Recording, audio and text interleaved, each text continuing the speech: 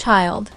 You ever see two folks go from "that's my boy for life" to "I don't know that man faster than you can blink," because that's exactly what went down with Donald J. Trump and Sean Diddy Combs. Sean Diddy Combs, Right. would you consider pardoning him? Well, he was essentially, I guess, sort of half innocent. Yes. I don't know what they do. He's still in jail or something, but he was celebrating a victory, but he seems, I guess it wasn't as good as a victory. Probably,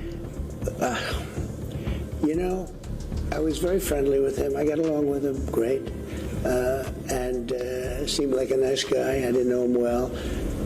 But when I ran for office, he was very hostile. He said some not so nice things about you, sir. And Yes. it's hard,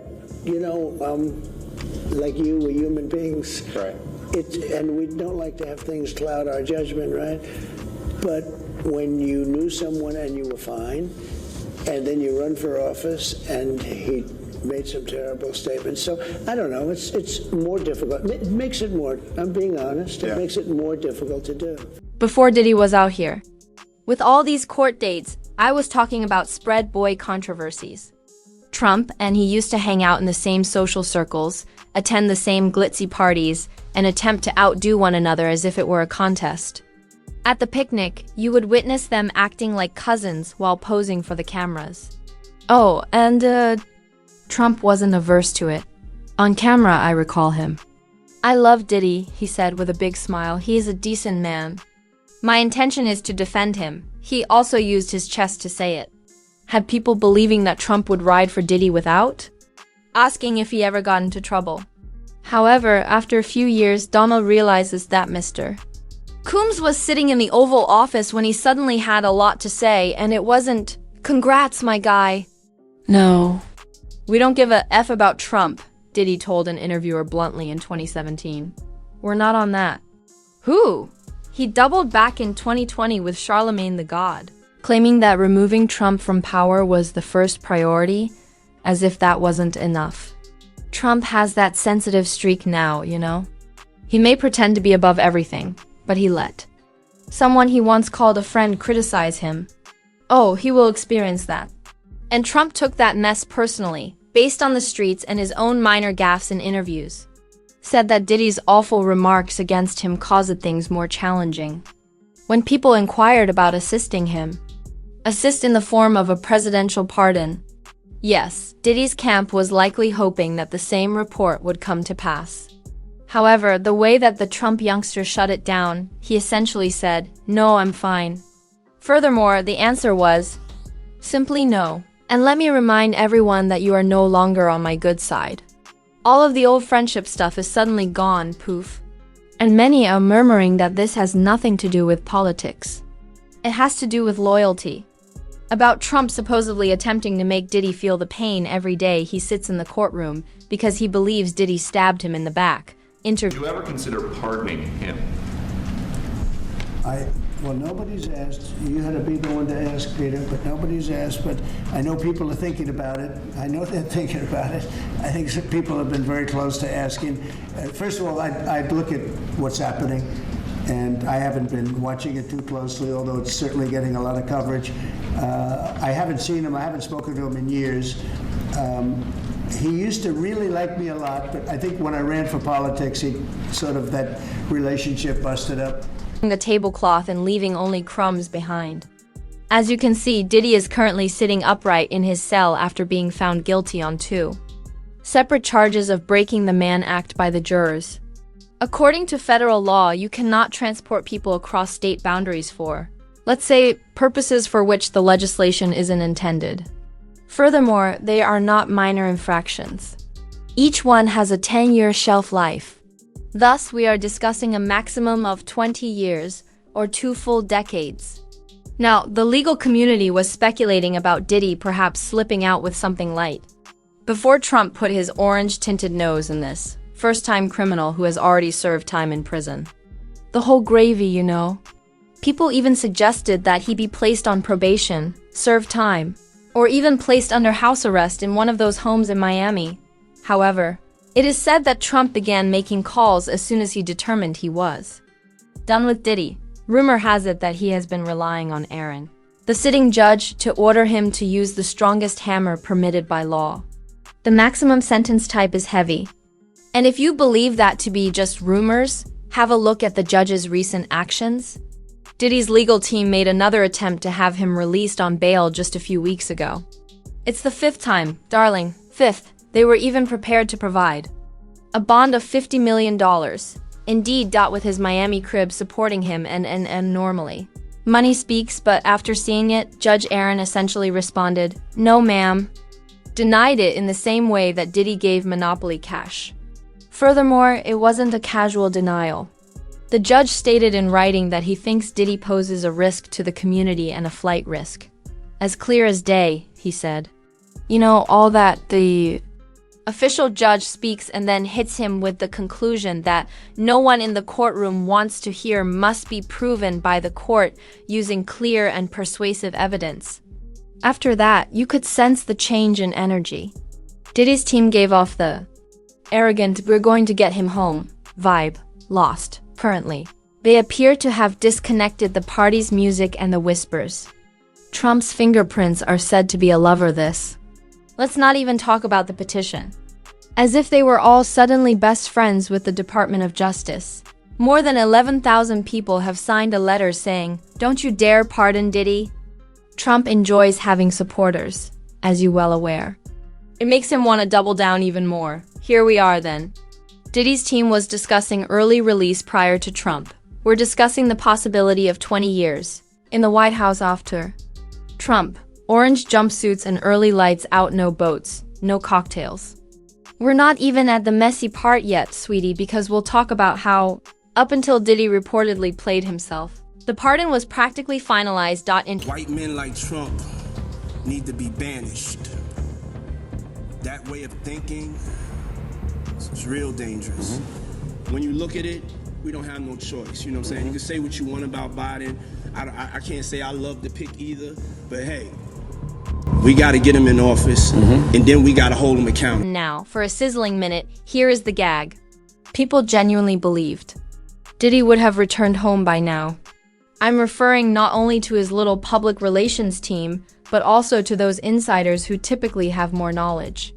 They claim that Diddy and his followers were self-assured, smiling and putting their chests out in court, acting as though they only needed to wait for the official "you're free to go" stamp. The ladies and gentlemen to my right and my left, there is not a better group of honest and ethical, hardworking and zealous lawyers, and I especially wish to thank Mark and Tenny for allowing me and everyone else to come together.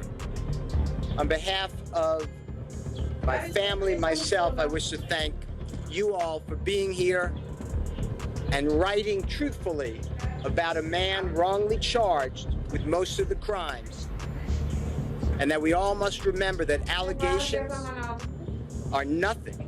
And I'd like to thank Sean for letting me be here. Thank you all. God bless you. Why wouldn't they believe that Trump was at one point merely making token gestures to maintain optimism? Do you recall that interview?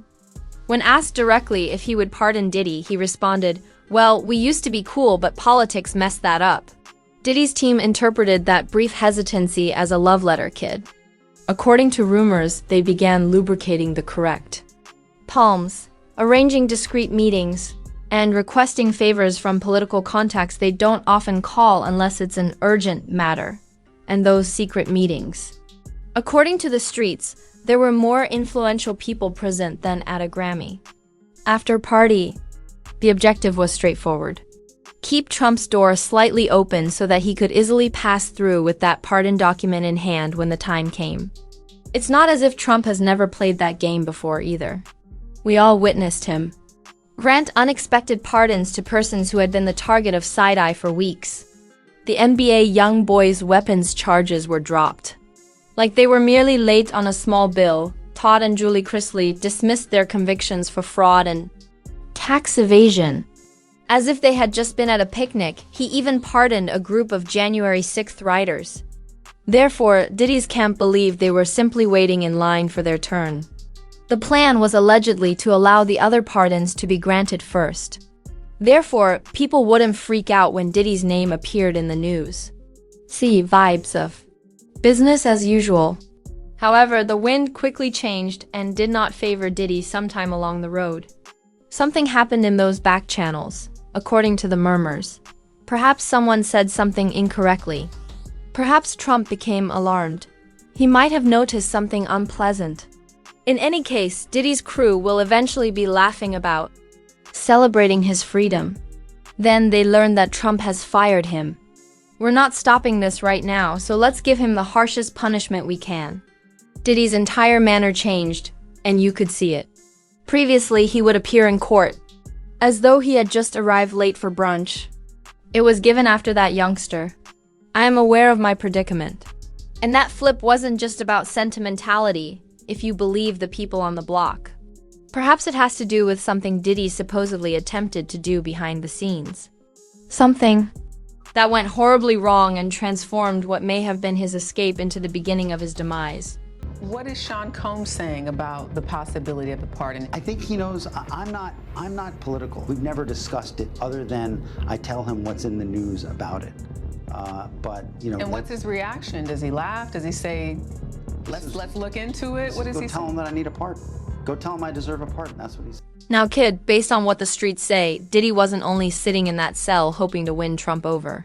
No, he was LAGDLY working from a different angle. And he may have been playing with flames so hot that the entire pardon bridge was destroyed, baby, if these rumors are even partially accurate. You see, the rumor mill claims that Diddy was giving the FBI cooperation while he was out here attempting to lock in that get-out-of-prison-free card. Not to mention the adorable, "Oh, I'll tell you who sells what" kind of conversation. No, ma'am. We're discussing well-known names. Names that appear on magazine covers, in primetime interviews, and in charity gala pictures grinning as if they have no idea what they're doing. Oprah's name was allegedly floated. Gayle King Ellen DeGeneres, as well as several powerful politicians. It was said that Diddy was prepared to reveal what he knew, or said he knew, even if it meant shaving off years or getting a new fitted suit instead of the orange jumpsuit. This is where things become complicated, though. According to the rumors circulating, Diddy didn't stop there. Not at all. His assertion that he possessed papers or information about Trump himself was the most audacious. According to the streets, the room's temperature dropped by a whopping 20 at that point. Right now, no one is out there presenting receipts for the precise type of dirt that was found. However, Epstein's list was the most widely accepted hypothesis circulating through the disorganized parts of the internet. That list that has been rumored for years. Yes, the one that people say might ruin careers if... Did it ever see the light of day? Elon Musk then proceeded to douse the fire with gasoline. Then he tweets, "Time to drop the really big bomb. Trump is listed in the Epstein files. Enjoy your day, and remove it as fast as it appeared." However, you are familiar with the screenshots from the internet. Naturally, Trump joined the defense, claiming it was old news, adamantly declaring that he had not been friends with Epstein for almost 20 years, and even bringing Epstein's own attorney into the denial. The damage was done, though, if you believe the murmurs. Because if Trump even suspected that Diddy was attempting to use that story to get close to him, boo, baby.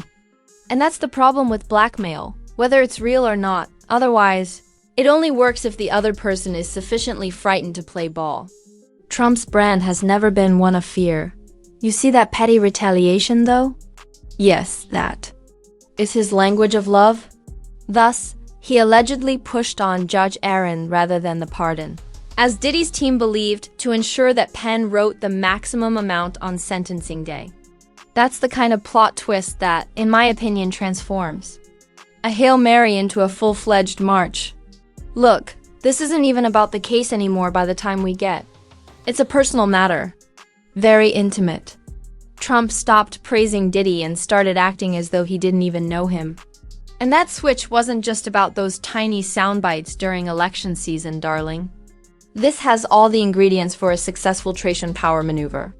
You are aware that once you cross me, your energy is gone forever. Consider it.